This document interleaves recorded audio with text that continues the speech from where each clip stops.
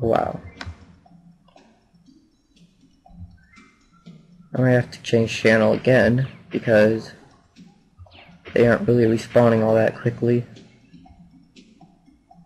And none of them are dropping the seal.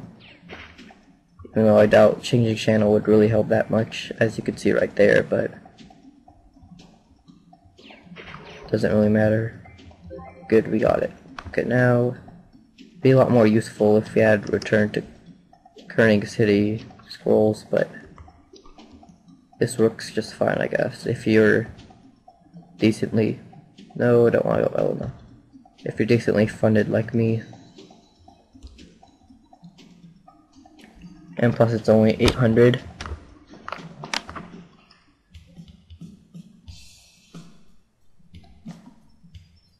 That little portal right there is really helpful a lot of the time. And I was actually wrong. I was only 56% instead of 90% there. To level 22. And the secret garden I was talking about is right here. How going to this building makes you go to a secret garden that's about 15 maps big. I have no idea, but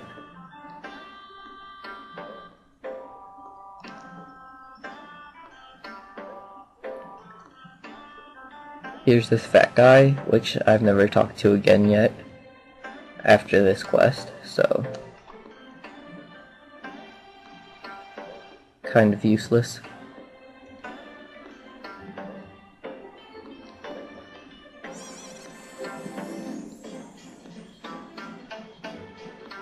Actually, we're pretty close, and plus you have to do about either 1 or 2 more quests before we can do the job advancement, so I might have been closer than I thought.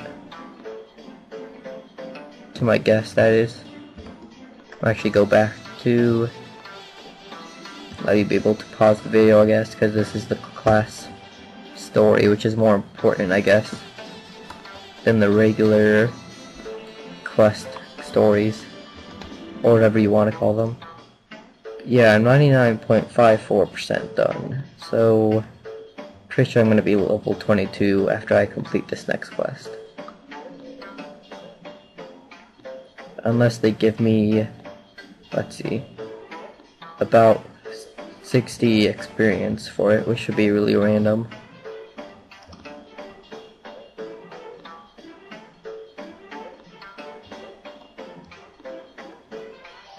Yep, a whole 4,000. So now we do this quest.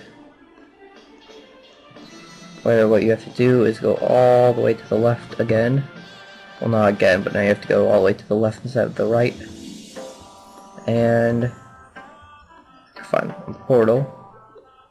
And then you have to break these little podiums with glass marbles, and then you pick up the marble that drops after you break it, and then you double click on it, and then there's a chance that it will give you the item.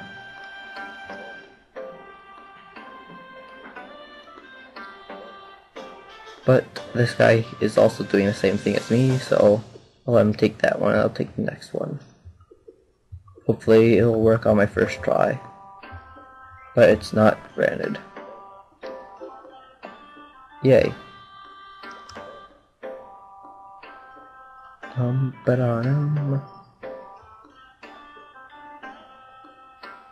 Even though you guys will already notice by now, but I'm just going to upload 1 video per day, and I'm going to switch back and forth from this and the Dungeons and Dragon Online Unlimited playthrough back and forth, or at least until I run out of Dungeons and Dragons Online videos, because I think I'll have more MapleStory videos, but whichever one has more. And now we are a Blade Recruit, which is really good, because now we can actually, I'll stand up for this, change to the better one, which is this one. Huh. So actually you don't need to buy the level 20 katara, because she actually gives you it, but see, So now we have this, and when we normal attack, we attack with both of them in a row automatically. And we attack faster because of that.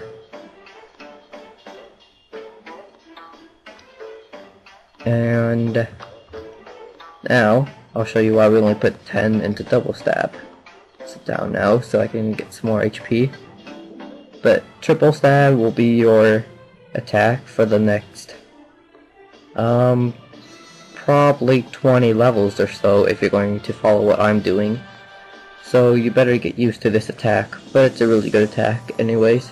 But you need 10 double stab to use it, so that's why we only put 10 into it. And this attack will instantly replace the double stab, but we will still keep it on there. And then the next thing we put into is Katara Mastery, which makes the mastery of the Katara go up and its accuracy. Too bad it also doesn't do it for the dagger, but it's also good for having the Katara because the Katara has a really low attack. And what mastery does is it raises the lower range of the attack. Like this, it raises it from 44,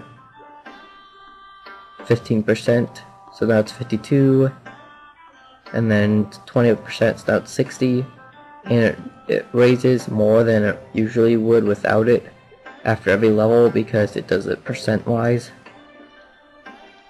But next we put some into Booster, which raises the speed of your Katara, I think, and the dagger. And that's really good because then you can attack a lot faster and you'll actually notice it when you're doing skills. And so I put this on the T, and then just put that to Y because I'm not going to use that as much. Actually, no, I'll put it to G, so just so it'll be a bit closer. And then I'll put triple stab. I have to do it like this because if I don't, then it'll just make the skill disappear and I'll have to go through the skill inventory again. I'll put this as ASD because it goes from most likely to use to least. And what triple stab does, it attacks an enemy for 200% 3 times and it hits 3 enemies the most. And so then it's really good. Because then it does 600% damage if it's just on one guy, but then if it's on 3 it's 1800%, and that's good for a level 20 attack, or level 20 if you save up SP. And then we put the rest into Katara Mastery, just so that we'll attack higher on our attacks and get a bit of accuracy, but that's not really what we're doing this for. So now we can actually put SP points in when we level up for a while. And then I'll show triple stab in our next quest, because our next quest we have to kill a decent amount of enemies.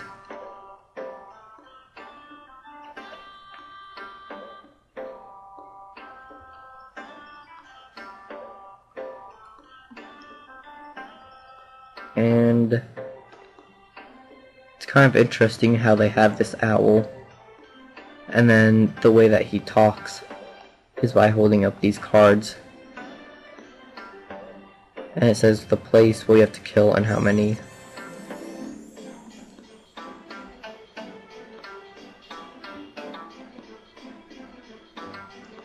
You can see why that guy's the merchant, because he obviously doesn't look like someone that would kill someone. But here's the regular attack now that we have both the weapons. Does it like this. Then here's the double stab. Kind of the same. It doesn't do 2 double stabs, which is okay, I guess. But here's the triple stab.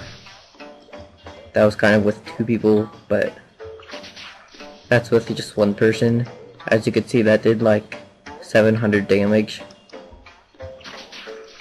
but it actually depends, because that was actually pretty high attack. But the skill is best when you use it on more than one person, because it's a mob attack. But as you can see, there is a chance that they won't die one hit from it, which would not happen if I had gotten the right weapon, because that would have given us like 20 more weapon attack. This quest is actually pretty boring, because all you do is run around and kill these